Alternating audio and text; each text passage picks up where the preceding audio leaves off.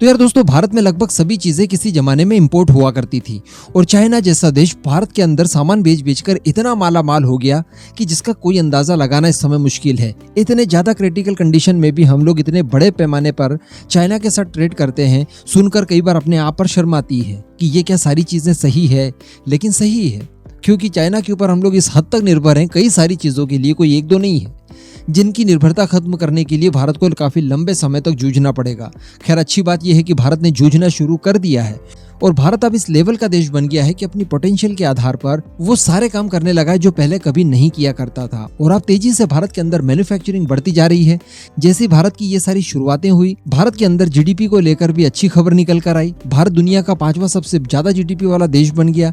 ये सारी चीजें एक बहुत बड़ा फैक्टर डेवलप करती है भारत के लिए कि जो विदेशी इन्वेस्टर्स हैं, विदेशी कंपनियां हैं, वो भारत में आकर निवेश करें और अपने प्रोडक्ट को यहीं पर मैन्युफैक्चर करें। इसके अलावा बात की जाए यहाँ पर सुविधाओं की, तो सारी सुविधाएं उपलब्ध हैं, किसी भी तरह की कोई प्रॉब्लम नहीं है। हमने कई सारे इनिशिएटिव दे रखे हैं इस तरह की कंपनीज को जो बाहर से आकर भारत में बिजनेस करना चाहती है।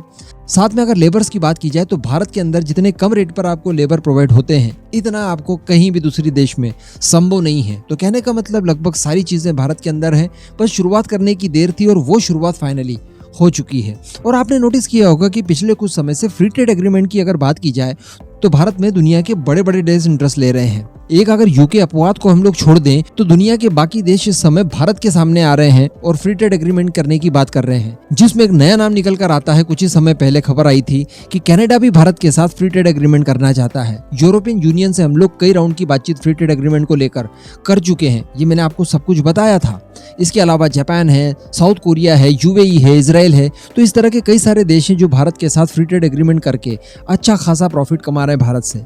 लेकिन एक देश था जिसने भारत को यकीनन फ्री ट्रेड एग्रीमेंट करने के लिए बहुत परेशान किया, और वो कोई और नहीं बल्कि ऑस्ट्रेलिया है। जी हाँ, एशिया के बाहर जाकर हमने सबसे पहले जो डील की थी एफटीए की, वो था ऑस्ट्रेलिया। दरअसल ऑस्ट्रेलिया के साथ फ्री ट्रेड एग्रीमेंट हो जाए, इसके लिए भारत ने 1 दशक से ज्यादा समय तक मेहनत की। जी हाँ, काफी लंबे समय तक दोनों देशों के बीच में बातचीत चलती रही, कई बार बनी, कई बार बिगड़ी। इसके साथ साथ कई सारे नेगोशिएशंस हुए, लेकिन फाइनली भारत ने अपनी सारी डिमांड्स पूरी करवाने के साथ साथ फ्री ट्रेड एग्रीमेंट को साइन कर लिया। और आज इसी से संबंधित बहुत बड़ी खबर निकल कर आ रही है। ये जो फ्री ट्रेड एग्रीमेंट हुआ है साइन भारत और ऑस्ट्रेलिया के बीच में, इसको जो फाइनल अप्रूवल ऑस्ट्रेलियन पार्लियामेंट का मिलना था वो भी मिल चुका है। ये आप ट्वीट देख रहे हैं, ऑस्ट्रेलिया के प्राइम मिनिस्टर एंथनी एल्बनीज ने खुद ये ट्वीट करते हुए प्राइम मिनिस्टर मोदी के साथ अपना फोटो शेयर किया और इसमें ब्रेकिंग करके लिखा गया है कि our free trade agreement with India has passed through parliament. वैसे इस डील को जो ऑफिशियल नाम दिया गया है वो है economic corporation and trade agreement 2022। अब बताया जा रहा है कि भारत और ऑस्ट्रेलिया के बीच में जो हर साल लगभग 27.5 बिलियन डॉलर्स का व्यापार होता था दोनों देशों के बीच में, वो अब कुछ ही सालों में बढ़कर हो जाएगा 45 बिलियन डॉलर्स के आसपास। तो इससे दोनों देशों को डेफिनेटली बहुत फायदा मिलेगा। दोनों देश कई सारे ऐसे प्रोडक्ट बनाते हैं जो एक दूसरे के लिए बहुत ज्यादा उपयोगी हैं, और इस एग्रीमेंट से पहले अगर इन सब प्रोडक्ट की डील की जाए, किसी तरह का ट्रेड किया जाए, तो वो दोनों देशों की जनताओं के लिए काफी महंगा साबित होता था। लेकिन अभी चूंकि ये डील हो चुकी है तो अब काफी सस्ते रेट्स पर एक दूसरे देशों में अपने अपने प्रोडक्ट बेच पाएंगे, वो भी कम से कम दामों पर। वैसे ऑस्ट्रेलिया की पार्लियामेंट ने केवल भारत को लेकर ही नहीं बल्कि एक साथ ब्रिटेन के साथ भी एफटीए को मंजूरी दी है, और अब इन दोनों देशों के साथ में ऑस्ट्रेलिया का फ्री ट्रेड एग्रीमेंट लागू हो चुका है, जिससे कि ऑस्ट्रेलिया दोनों देशों के साथ मुक्त व्यापार संबंध बना पाएगा और जितना चाहे उतना ट्रेड बिना किसी एडिशनल टैक्स के वो कर पाएगा। ठीक ऐसा ही भारत और यूके भी ऑस्ट्रेलिया में कर पाएंगे। इसके अलावा बताया जा रहा है कि ऑस्ट्रेलिया को भी चाइना का एक ऑप्शन चाहिए था और चाइना के साथ ट्रेड करने से बेहतर उसने भारत के साथ ट्रेड करना समझा।